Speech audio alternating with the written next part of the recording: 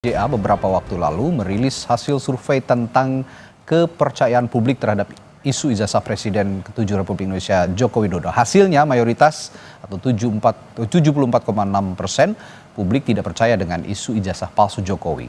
Nah, dalam survei yang digelar pada 25 Mei hingga 12 Juni lalu, hanya ada 12,2% responden yang percaya isu ijazah palsu Jokowi. Sementara yang tidak percaya mencapai 74,6%. Sisanya 13,2% tidak menjawab. Survei digelar dengan metode pengambilan sampel acak bertingkat dengan melibatkan 1.200 responden. Margin of error plus minus 2,9%.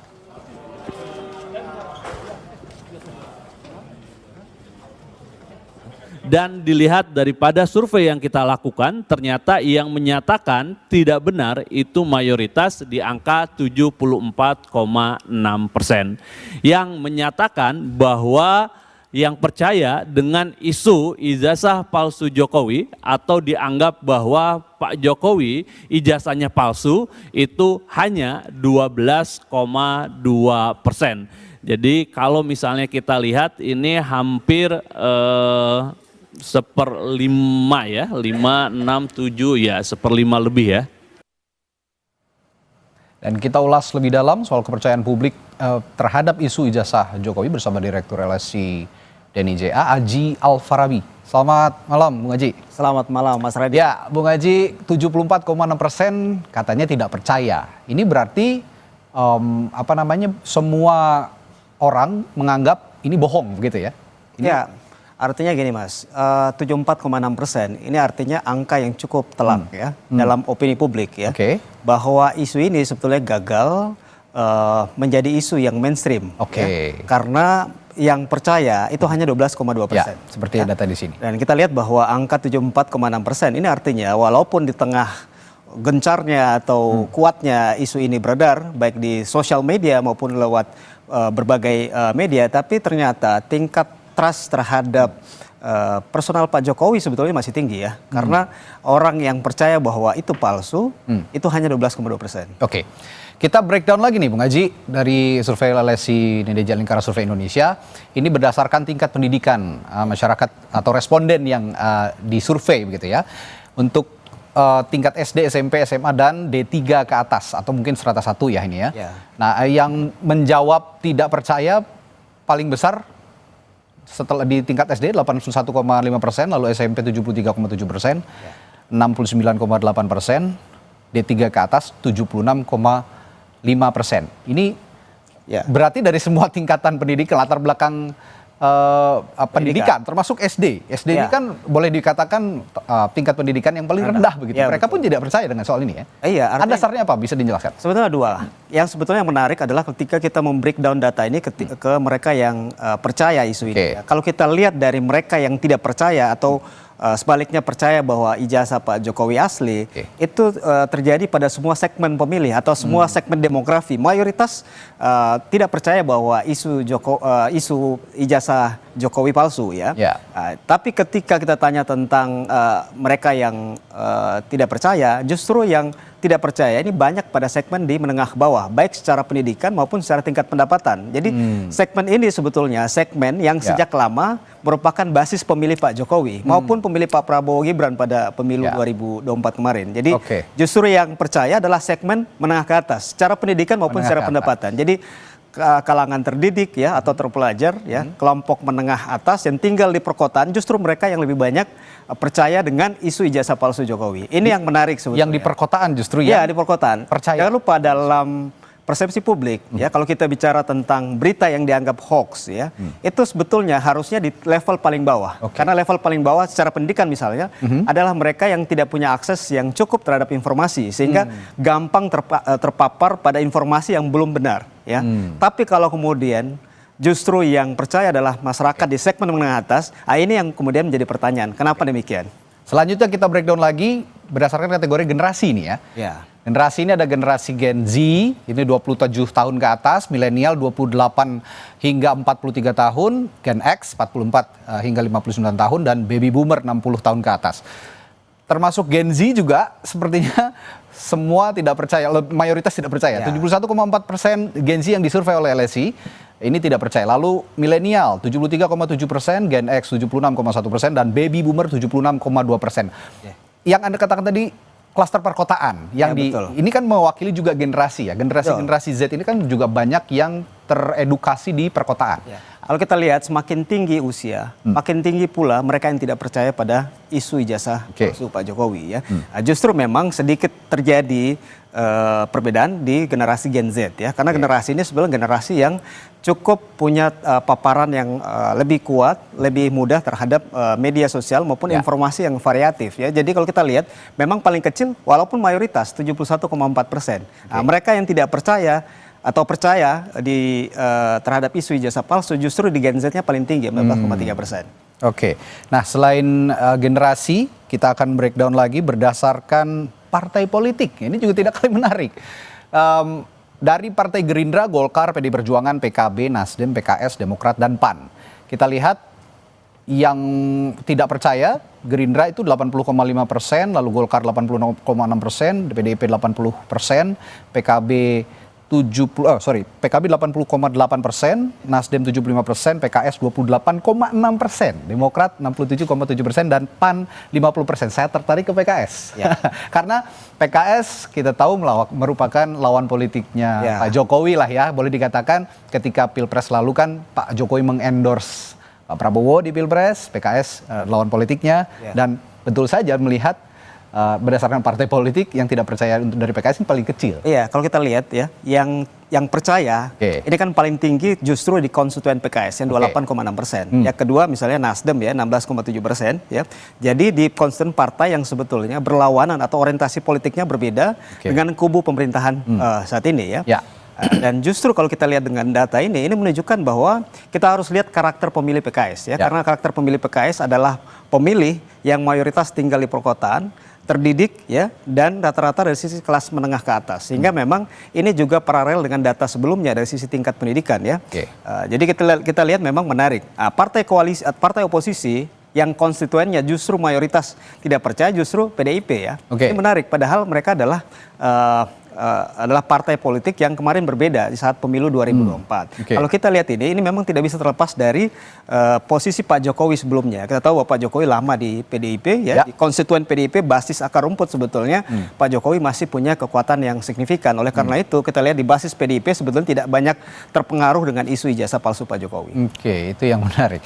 Tidak cuma partai politik, LSI dan Jawa juga mengukur dari pemilih capres ya pada saat Pilpres. Kita akan lihat pemilih Anies Baswedan, Ganjar Pranowo, Prabowo Subianto, dan juga rahasia. Saya bisa menebak ya sebelumnya bahwa pemilihnya Anies Baswedan sepertinya yang paling pemilih Prabowo Subianto ya paling banyak tidak percaya, tapi pemilih Anies Baswedan yang paling sedikit yang paling banyak percaya dan paling sedikit tidak percayanya. Ini bisa Anda jelaskan soal ini? Ya, pertama tetap ya bahwa mayoritas sebetulnya tidak percaya, termasuk pemilihnya Pak Anies ya, 51% tidak percaya. Tapi kalau kita lihat segmentasi yang percaya, itu yang tadi saya sampaikan bahwa dari sisi breakdown data kita lihat sebetulnya yang tidak percaya terhadap isu ijazah palsu ini sebetulnya merata hampir di semua segmen. Tapi yang percaya itu hanya terkonsentrasi pada segmen tertentu. Tadi terutama mereka yang terpelajar tinggal di perkotaan, kalangan menengah ke atas, dan orientasi politiknya berbeda dengan kubu pemerintahan saat ini. Artinya mereka yang memang sejak lama kalau kita lihat itu memang bersikap oposisi terhadap Pak Jokowi, sehingga ketika isu ini kemudian beredar atau isu ini muncul, mereka kemudian meyakini keyakinan mereka sebelumnya, karena sebetulnya mereka adalah pemilih yang memang kritis terhadap Pak Jokowi sejak lama, yang kebetulan pada Pilpres 2024 kemarin memilih pasangan capres yang lain yang tidak di-endorse oleh Pak Jokowi. Kalau boleh saya simpulkan sedikit sebelum kita lanjutkan lagi perbincangan, residu Pilpres atau pemilu 2024 lalu terhadap kasus ini juga cukup besar, dan ini yang menarik. Selanjutnya nanti juga akan kita lanjutkan pembahasan soal ijazah Jokowi ini, namun kita simak dulu pernyataan Ketua Solidaritas Merah Putih Silversen Matutina yang menyatakan tidak ada hubungan kasus ijazah Jokowi dengan kasus Hasto dan kasus Tom Lembong. Jokowi bahkan mendukung penuh keputusan Prabowo memberikan amnesti dan abolisi terhadap Hasto dan Tom Lembong. Berikut ini. Mengenai kasus ini tidak ada hubungan Pak Jokowi dengan kasus Hasto maupun Tom Lembong. Kasus Hasto dan Tom Lembong adalah kasus mereka sendiri yang mereka berbuat sendiri dan divonis oleh pengadilan yang tidak diintervensi siapapun. Tapi ini karena menyangkut keutuhan bangsa, ini menyangkut juga Pak Prabowo yang ingin merangkul semua pihak seperti janjinya setelah kemenangan 02 kemarin, makanya Pak Prabowo memujudkan itu untuk suatu hal yang lebih besar. Dan Pak Jokowi, Mas Gibran, dan kami semua mendukung penuh keputusan Pak Prabowo. Dan selain Bung Aji, melalui sambungan virtual juga telah bergabung Direktur Eksekutif Lingkar Madani 5, Ray Rangkuti. Selamat malam, Bung Ray. Halo, selamat malam, Bung Ray. Malam, Bung. Oke, Bung Ray, ini saya di studio bersama Bung Aji Alfarabi dari LSI dan IJA. Malam Bang Rey. Tadi sudah dibahas bahwa ya disimpulkan paling banyak responden yang disurvei oleh LSI 76,4% tidak percaya sebenarnya dengan isu ini, dan terbanyak itu yang tidak percaya itu di perkotaan ya. Yang di perkotaan yang masyarakatnya juga terdidik, punya intelijensia yang baik, dan juga punya tipikal kritis, masyarakat yang kritis. Anda punya catatan soal ini, Bung Rey? Ya, apa ya catatannya? Itu kan survei ya. Kalau survei ya paling kita lihat metodologinya kayak apa dan sebagainya gitu. Kalau hasilnya ya itulah yang mengemuka ya. Nah, cuma yang agak kepikiran sama saya ya gitu. Ini kasus tidak dipercaya oleh publik ya. Mayoritas tadi ada sekitar 74% ya. 74,6 ya. Maaf saya ralat. Ya. Tapi pemberitaannya paling panjang sepanjang sejarah. Tidak percaya tapi paling panjang dibahas ya. Iya, dan paling banyak penontonnya dan paling banyak juga ratingnya gitu loh. Jadi gimana kita menjelaskannya ya? Oke, jadi kalau jangan-jangan masyarakat kita ini makin senang membaca apa yang dia nggak percaya gitu loh. Oh, tapi begini Bung Rey, alih-alih menyalahkan masyarakat, apakah isu ini juga justru dikelola dengan baik oleh yang katanya dibilang geng Solo? Jangan dijawab dulu, kita akan lanjutkan perbincangan ini setelah kumandang azan maghrib sesaat lagi untuk wilayah Jakarta dan sekitarnya berikut ini.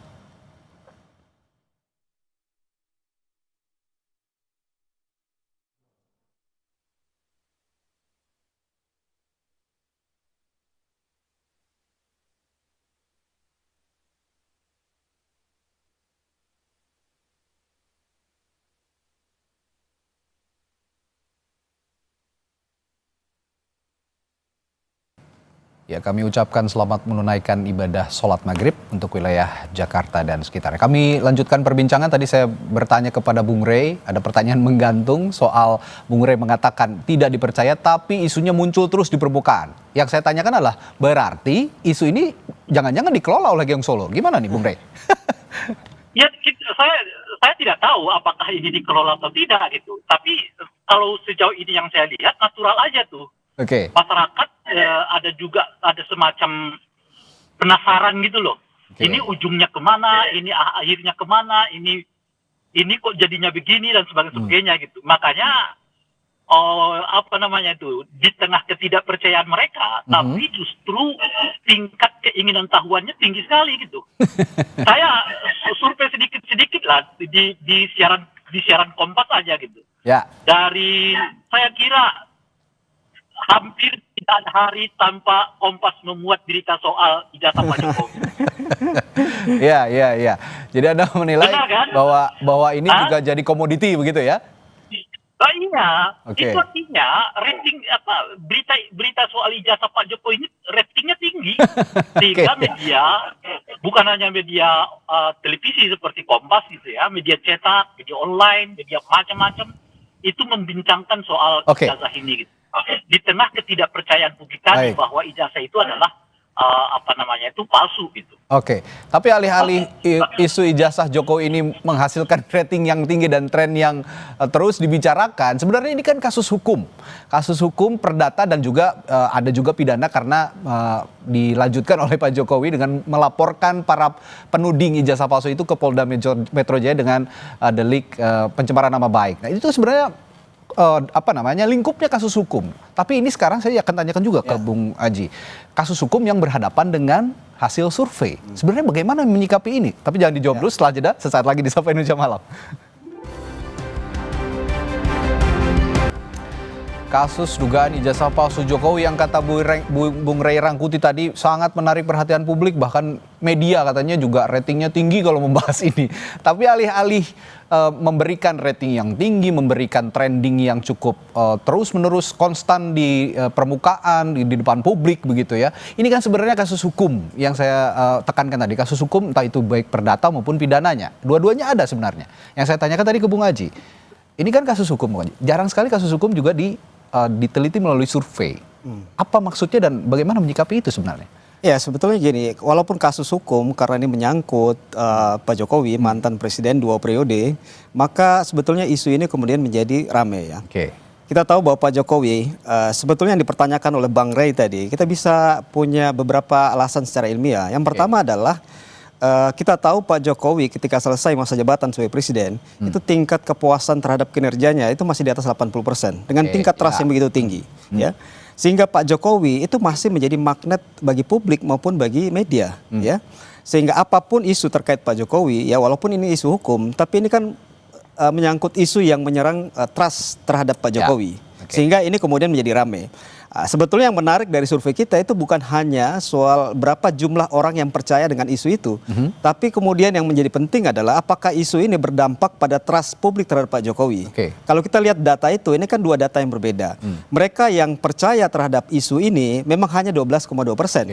Tapi mereka yang kemudian terpengaruh kepercayaannya terhadap Pak Jokowi itu angkanya lebih tinggi, 22,6%. Ya, artinya bahwa walaupun isu ini ya tidak kemudian menjadi mainstream, tapi isu ini mampu ya menembus sekat-sekat psikologis. Jadi punya daya rusak, walaupun tidak punya daya rusak secara faktual, tapi isu ini punya daya rusak secara simbolik terhadap Pak Jokowi. Ya, walaupun angkanya masih kecil dan masih terbatas ya. Jadi kalau artinya dalam jangka panjang sebetulnya isu ini ya, dalam jangka panjang kalau kita bicara tentang persepsi politik terus muncul gitu. Iya, karena dalam persepsi publik sebetulnya kalau 1 dari 5 orang itu merasa ragu terhadap kepercayaannya terhadap seseorang, maka ini kemudian bisa menjadi satu bola salju yang ke depan bisa mengganggu kredibilitas Pak Jokowi. Bisa jadi destruktif juga. Iya, gitu ya? Walaupun jumlahnya masih kecil saat ini. Walaupun sekarang, tapi kan sedikit-sedikit jadi bukit katanya gitu. Kalau di-maintain terus. Nah, kalau salah-salah memaintain juga, kalau tadi dibilang ini dikelola, kalau salah-salah mengelola juga itu tadi ya bisa berbahaya. Dan ini saya agak relevan dengan pernyataan Pak Jokowi, bukan Pak Jokowi ya, beberapa hari kemarin ada anggapan bahwa ini menguntungkan Pak Jokowi, isu ini menguntungkan Pak Jokowi. Nah, kalau menurut Bung Ray tadi dikatakan bahwa ini kalau tidak dikelola dengan baik sebenarnya juga punya efek destruktif. Apa benar demikian kalau menurut Bung Ray? Kalau tingkat kepercayaan orang bahwa ijazah Pak Jokowi itu tidak palsu, saya kira nggak memiliki implikasi serius kepada kredibilitas Pak Jokowi. Kecuali misalnya tingkat kepercayaan orang meningkat. Nah kan semakin meningkat tingkat kepercayaan orang pada kepalsuan ijazah, dugaan palsunya ijazah Pak Jokowi, artinya kredibilitas Pak Jokowi makin menurun kan? Itu asumsinya gitu. Tetapi karena tingkat ketidakpercayaan itu tinggi bahwa ijazah Pak Jokowi itu adalah palsu gitu, maka ya asumsinya yang kesimpulannya juga nggak mengganggu kredibilitas Pak Jokowi. Maka berdasar itu, pertanyaannya ngapain juga dibawa ke ranah hukum gitu? Kira masyarakat nggak percaya juga. Nah, semakin dibawa ke ranah hukum, semakin panjang cerita gitu. Nah ini tadi dengan relevan dengan pertanyaan Anda di awal tadi itu. Ini sebetulnya didesain apa enggak sih cerita panjang ini gitu kira-kira ya kan? Nah kalau kita mau lihat dari survei ini, sebetulnya nggak punya efek serius gitu ya. Masyarakat lebih banyak yang nggak percaya gitu bahwa ini tidak akan begitu punya efek mengganggu kepada kredibilitas Pak Jokowi. Dan oleh karena itu sebetulnya akan selesai dengan sendirinya kalau nggak dibawa ke ranah hukum.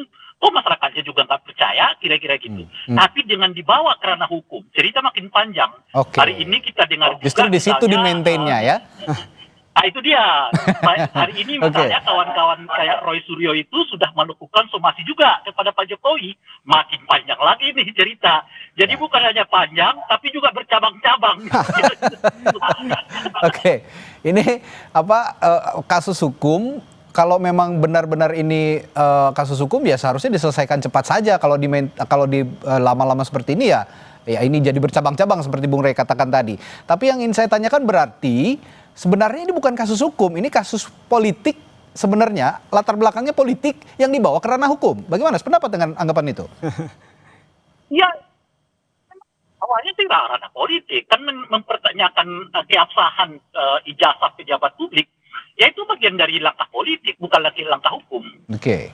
Nah, jadi ketika ia menjadi langkah hukum, ya ketika Pak Jokowi membawa kasus ini ke polisi, itu loh. Kan kecuali misalnya mereka yang mempersoalkan keabsahan ijazah Pak Jokowi itu menuduh Pak Jokowi melakukan tindakan kejahatan terkait dengan dokumen palsu. Nah, itu ranah hukum tuh. Oke. Nah, kan mereka belum sampai ke situ. Mereka masih pada tahap administrasinya. Ya. Oke. Benar nggak ijazah Pak Jokowi ini asli atau tidak? Gitu. Ya. Jadi belum sampai ke hukum. Lalu jadi kasus hukum manakala Pak Jokowi membawa mereka-mereka yang mempertanyakan keaslian ijazah Pak Jokowi itu sebagai tindakan pencemaran nama baik. Oke. Dan sejenisnya gitu. Oke, karena ini tadi dikatakan juga sebenarnya kasus politik yang dibawa ke ranah hukum dan akhirnya panjang dan belum ada ujungnya, belum sampai ketahuan bagaimana ujungnya. Sampai detik ini pun belum tahu siapa tersangkanya, siapa yang harus disidangkan, begitu kan? Nah, pertanyaan saya begini, Bung Ray, kalau memang ini terus di-maintain dan kasus hukumnya berlanjut, kira-kira nanti ini bisa memengaruhi opini publik yang berdampak pada putusan hakim nggak nanti kalau memang sudah masuk ke meja hijau? Ya, hakim-hakim kita mudah-mudahan bisa lebih mandiri belajar dari kasus Tom Lembong maupun Hasto Kristianto. Di mana kemudian Presiden mengeluarkan amnesti maupun abolisi. Dari situ sih sebetulnya sudah menunjukkan kepada kita bahwa ada upaya untuk membuat peradilan kita itu lebih objektif gitu. Kalau dipandang publik tidak objektif, ya Presiden bisa menurunkan abolisi itu, kira-kira begitu, karena dianggap peradilannya digeret lagi ke abolisi sama amnesti nih ya. Ya iya juga. Oke. Makanya dengan kasus ini mudah-mudahan kita berharap ya pengadilan bisa lebih objektif, lebih independen, dan lebih berani untuk menyatakan sikap. Ya, terakhir saya ke Bung Haji, kalau memang ini ditujukan untuk membentuk opini publik, survei ini, apakah itu menjadi konklusi terakhir dari survei ini untuk membentuk opini publik atau memang hanya untuk menggambarkan, untuk memberikan gambaran helikopter view terhadap kasus ini? Ya, sebetulnya kan kita ingin menguji apakah kemudian isu yang rame di media sosial di publik, ya, di elit politik, itu apakah sama resonansinya di publik secara mayoritas. Ternyata sebetulnya publik secara mayoritas itu lebih tenang dalam menyikapi isu ini. Kan buktinya 74,6% yang tidak percaya. Artinya kalau tadi kita kembali ke pertanyaan Mas Radi terkait dengan apakah isu ini di-maintain oleh Pak Jokowi atau tidak, saya pikir Pak Jokowi sebetulnya tidak butuh isu ini, ya, karena secara popularitas beliau dalam posisi di puncak, ya, kemudian tingkat akseptabilitas, tingkat kepuasannya masih tinggi. Buat apa isu ini? Yang sebetulnya kalau kita lihat, sebetulnya ada sisi, ya, di mana ada segmen tertentu yang terpengaruh dengan isu ini, ya, walaupun angkanya masih kecil, 22,6%. Itu yang pertama. Yang kedua adalah kalau kita lihat angka 74,6% yang tidak percaya dengan isu ini artinya bahwa opini publik yang dibangun oleh beberapa sejumlah individu, ya, termasuk mungkin Bang Roy Suryo dan lain-lain, itu kan tidak punya kekuatan, ya, untuk mempengaruhi opini publik secara umum. Sehingga sebetulnya tanpa dibawa ke proses hukum, isu ini selesai dengan sendirinya sebetulnya. Nah, isu ini hanya bertahan di kelompok elit dan di media saja, tapi di publik sebetulnya isu ini sudah selesai. Sudah selesai. Yang jadi pertanyaan, di mana nanti kasus hukum ini ujungnya? itu yang akhirnya juga bisa memengaruhi. Ya, gimana Bung Ray? Singkat saja Bung Ray, silakan. Sebetulnya persis seperti yang disebutkan oleh Aji tadi. Sebetulnya kalau nggak ada lagi proses hukumnya, udah selesai dengan persoalan ini. Nah, sayangnya tidak lagi hukum. Nah, sekarang itu yang saya sebut bukan hanya panjang, tapi juga bercabang-cabang. Oke. Nah, tadi ngomong-ngomong sempat disinggung juga nama Roy Suryo, tetap di Sapa Malam, karena setelah ini beliau juga akan hadir di sini untuk memperbincangkan hal yang katanya bercabang-cabang. Terima kasih Bung Ray Rangkuti dan juga Bung Haji Alfarabi telah bergabung di Sapa Indonesia Malam. Sesaat lagi kami kembali di Sapa Indonesia Malam di Kompas TV. Tetaplah bersama kami.